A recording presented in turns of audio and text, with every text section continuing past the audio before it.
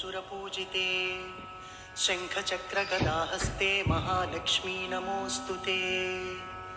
नमस्ते गरुडारूढे कोलासुरभयङ्करी सर्वपापहरे देवी महालक्ष्मी नमोऽस्तुते। सर्वज्ञे सर्ववरदे सर्वदुष्टभयङ्करी सर्वदुःखहरे देवी महालक्ष्मी नमोऽस्तुते। सिद्धिबुद्धिप्रदे देवी भुक्तिमुक्तिप्रदायिनी मन्त्रपूते सदा देवी महालक्ष्मी नमोऽस्तुते। आद्यन्तरहिते देवी आदिशक्तिमहेश्वरी योगज्ञे योगसम्भूते महालक्ष्मी नमोऽस्तुते। स्थूलसूक्ष्ममहारौद्रे महाशक्ति महोदरे महापापहरे देवी महालक्ष्मी नमोऽस्तुते।